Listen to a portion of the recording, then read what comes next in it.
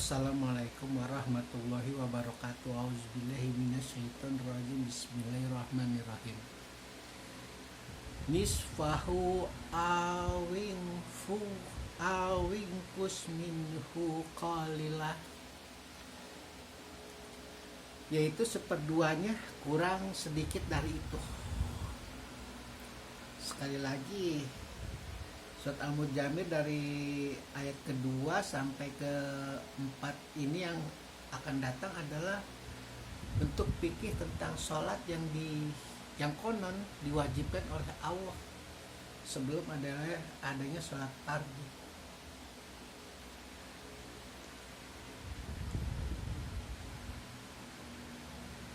Kalau yang pertama sebelumnya adalah bangunlah untuk sholat pada malam hari, kecuali sebagian kecil, lalu kemudian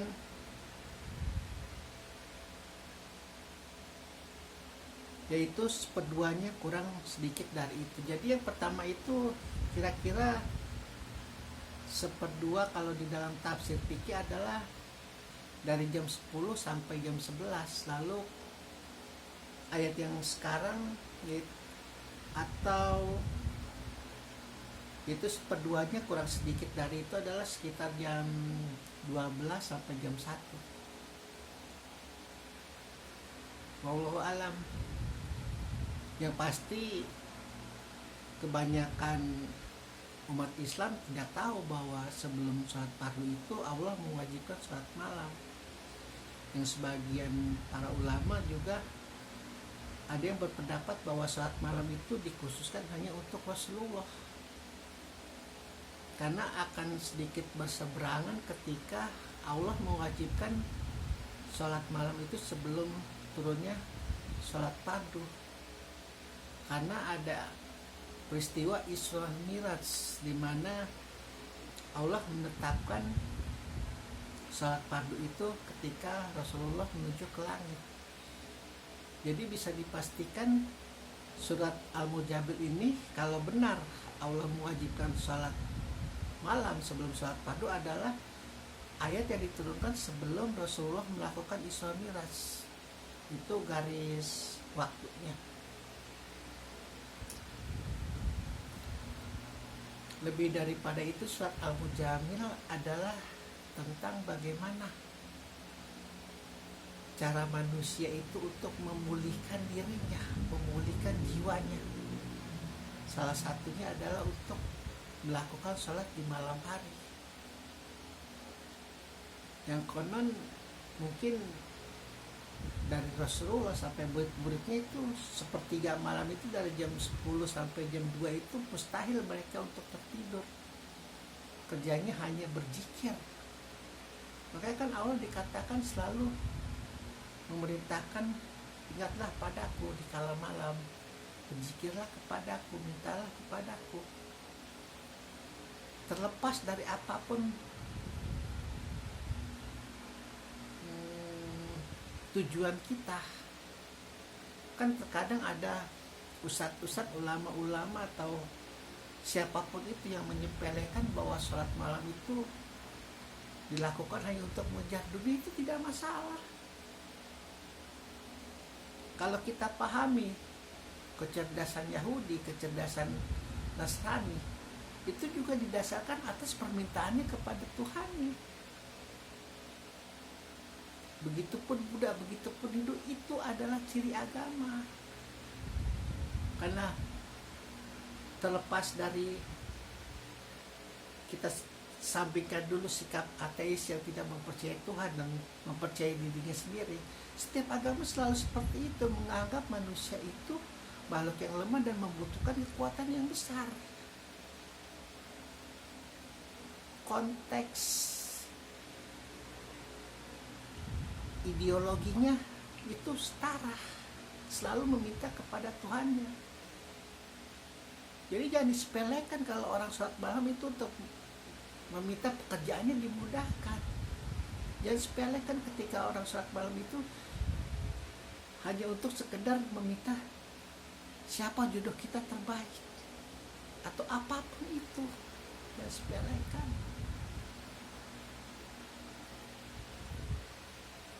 Orang Yahudi itu terlalu percaya sama Tuhannya. Saking percayanya, Yahweh, kelak nanti kalau aku mempunyai seorang anak, aku akan persembahkan untuk kuil dari sejak lahir sampai mati di situ. Tuh ibunya Isa namanya, yang menjadi nabi bagi umat Nasrani. Begitu. Karena kita ini apa ya, sering sekali tergoda oleh hasutan Ladatullah, selalu menyepelekan, padahal itu saudara kita, padahal itu senasib sepenanggungan kita dalam agama. Jadi seolah-olah kita menyembah Tuhan itu hanya untuk mengejar akhirat, dan itu juga tidak masalah.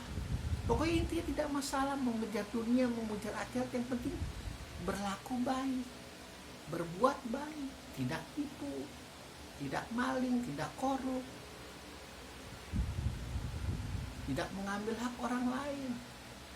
Sama tingkatannya, mau minta dunia, mau minta akhirat, mau minta surga, mau minta apa, terserah. Allah membuka komunikasinya itu di kala malam. Ayat kedua dari jam 10 sampai 11, ayat ketiga ini dari jam 11 sampai jam 12, nanti ayat berikutnya yang keempat adalah jam 12 sampai jam 1 kalau tidak salah. Itu tafsir fikih yang tidak keluar begitu saja. Proses pemikiran ulama-ulama terdahulu yang sekarang sudah menjadi kerangka, semuanya sudah menjadi mayat, berusaha belajar untuk kita di masa depan agar mengerti, agar paham. Terkadang kita apa ya,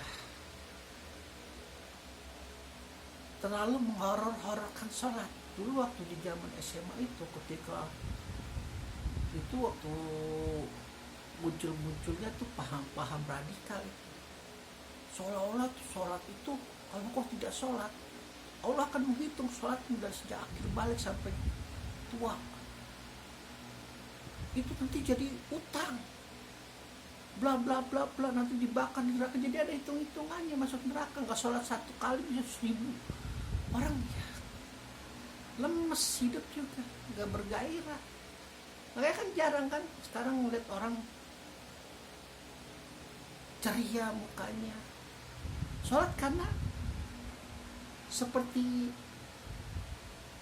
malaikat yang siap-siap ngegebukin kita kalau nggak sholat di belakang.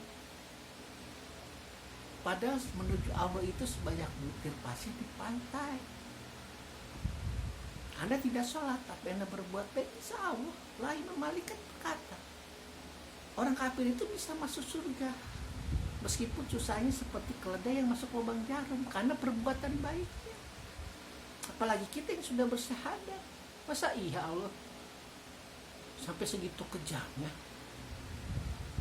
Jadi sholat itu lebih ditekankan kepada keceriaan, menghadap kekasih, menghadap orang yang kita cintai, bukan karena takut digebugin di neraka, dibakar di neraka. Jadi hidup merdeka. Masa kita kalah sama orang ateis? Masa kita kalah sama LGBT? Masa kita kalah sama orang agama-agama yang lain yang ceria-ceria? Karena Tuhannya menggembirakan, Tuhannya menyenangkan. Kalau istilahnya Suijo Tejo, Allah itu maha asik. Salat bukan karena takut, karena senang, ceria. Mendengar suara ajan takut, mukanya langsung pucet. Karena ada hadis-hadis seperti itu kan. Para sahabat kata takut mendengar ayat Allah, langsung berlari gitu. Ya nggak masalah kalau emang itu ditujukan paham hamba. Nah nanti kita jelaskan lagi, emang ada 3 makam di dalam Islam. Makam penghamba, nah orang-orang seperti itu makam penghamba. Ada orang makam pedagang, ceria, hendak berdagang kita kepada Allah tentang dunia dan akhirat. Lalu yang terakhir adalah makam pencinta. Alhamdulillahirabbil alamin.